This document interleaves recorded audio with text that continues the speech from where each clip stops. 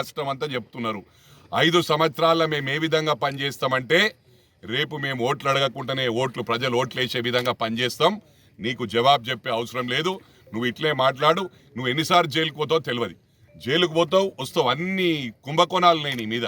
కాళేశ్వరం నుంచి తీసుకుంటే రంగనాయక సాగరు, మరి మిషన్ కాకతీయ, దీని మీద అన్ని కుంభకోణాలనే. ఇవి కాకుండా అసైన్మెంట్ భూములు చెప్పుకోవాలంటే నాకు 24 గంటల సమయం సరిపోదు. నీ కుంభకోణాలు ఏదేమైనప్పటికీ వక్బోర్డు భూములు, అసైన్మెంట్ భూములు, గవర్నమెంట్ భూములు అన్ని స్వాహా చేసిన లక్షల కోట్లకు వెళ్ళిపోయారు మీరు. ఒక్కొక్కరు లక్షల కోట్లకు. నేను అందరు మొత్తం మీ కుటుంబం గురించి చెప్తలే. మీ కుటుంబంలో ఒక్కొక్కరు లక్షల కోట్లకు ఎదిగినరు, లక్షల కోట్ల అప్పు చేసినరు. సమస్య లేదు బిడ్డ, నేను పోనిచ్చే సమస్య లేదు. సిద్దిపేటలో ఓటమి ఖాయం. 15వ తారీఖు రాజీనామా సిద్ధంగా, ఆగస్టు 15 నాడు సిద్ధంగా మా నీలం మదన్ ఢిల్లీకి పంపించడం ఖాయం. మీరు ఏమి చేసినా జిమికులు సాగై, మీరు ఎన్ని డబ్బులు ఖర్చు పెట్టినా ప్రజలు సిద్ధంగా ఉన్నారు, డబ్బులు తీసుకుంటారు. ఓట్లు మాత్రం దమ్మ దమ్మ దమ్మ దమ్మ దమ్మ ఎక్కడ గుద్దుతారో నీలం మదన గుర్తారు. అది గుర్తుపెట్టుకోండి.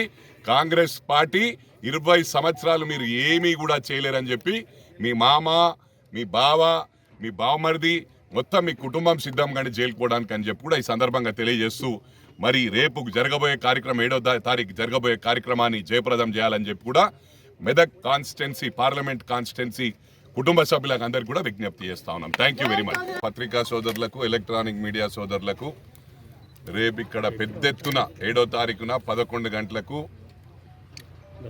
మా ప్రియాంక గాంధీ గారు రానున్నారు. దాన్ని మెదక్ పార్లమెంట్ నుంచి నలుమూలల నుంచి విచ్చేస్తూ ఉన్నారు. ఊహించని విధంగా బ్రహ్మాండంగా ఈ సభ జయప్రదం కాబోతా ఉందని చెప్పి కూడా ఈ సందర్భంగా తెలియజేస్తా ఉన్నాను. అంటే ఇప్పుడు సభ కంటే ఎక్కువ ఇక్కడ బీఆర్ఎస్ పార్టీ దుకాన్ బంద్. ఇంకా మళ్ళీ ఏది ఏమైనప్పటికీ కూడా వాళ్ళు చెప్పుకోవడం ఏంటంటే మెదక్ అయితే పక్కా గెలుస్తాం. మెదక్ 100% బంపర్ మెజార్టీతో, 1,00,000 మెజారిటీతో నీలం మదన్ గెలవనున్నాడు. ఇది గమనించవలసిన విషయము. హరీష్ రావు, నీకే చెప్తా ఉన్నా, మొన్న చాలా మాట్లాడినావు మా మదనన్న గురించి. మదనన్న నాకు తండ్రి సమానులు. పాస్పోర్ట్ బ్రోకర్ ఉన్నప్పుడు, డబ్బులు లేనప్పుడు 500-1000 రూపాయలు బాటలకు కూడా ఆనాడు మెక్డాల్ బాటలే యూజ్ చేస్తున్న ఆ బాటలకు కూడా మదనన్నే ఖర్చు పెడుతుండే అని చెప్పి, ఇది గుండె మీద చేసుకొని ఆత్మ పరిశీలన చేసుకోవాలని చెప్పి హరీష్ రావుకు నేను చెప్తా ఉన్నా. మాటలు మానేసుకో. నువ్వు మదనన్నం కూడా బచ్చగాని ఏం మాట్లాడుతావు? నువ్వు ఆడ గ్లాస్ తెచ్చి పెడుతుండే. నువ్వు మీ మామ మదనన్న కూర్చుంటే గ్లాస్ తీసుకొచ్చి పెట్టిన ఘనత నీకు దక్కిందని చెప్పి మరి ఆడ మందు పోసుకుంటా కూర్చుంటుంటివి. నువ్వు ఆ స్థాయి నుంచి అలా మంత్రి కాగానే ఆగుతలేవు. అది మంచిది కాదు. ఇది బ్యాక్ వాటర్. ఏ విధంగా పోయినరో ఆ విధంగా వెనకకు వస్తున్నారు. అది గమనించాలి. ఒకటే సీటు మెదక్ మీద ఆశపడ్డారు. ఆ మెదక్ కూడా పోనుంది. మీకు మొత్తం రాష్ట్రంలో 0.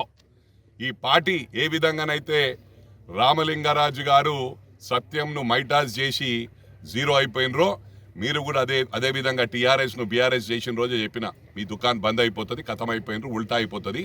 ఏ విధంగానైతే అది ఉల్టా అయిందో మీది కూడా ఉల్టా అవుతుంది అని చెప్పిన అదే విధంగా ఉల్టా అయిపోయింది. ఇక మీరు జైలుకు పోవడానికి సిద్ధంగా ఉండమని చెప్పి కూడా మీకు అందరికి కూడా రాధాకృష్ణ గారే, డీసీపీ గారు, వారు అప్రూవల్గా మారి చెప్పడం జరిగింది. ఇది కేసీఆర్ గారు, కేటీఆర్ గారు వీళ్ళ డైరెక్షన్ మీద మరి నేను చేశాను, ఫోన్ ట్యాపింగ్ చేశానని. సిద్దిపేటలో కూడా చాలామంది మీద ఫోన్ ట్యాపింగ్ చేసినావు. జైలుకు పోవడానికి సిద్ధంగా. మీరు మాటల్లో కానీ చేతల్లో ఎప్పుడు చూపించలే.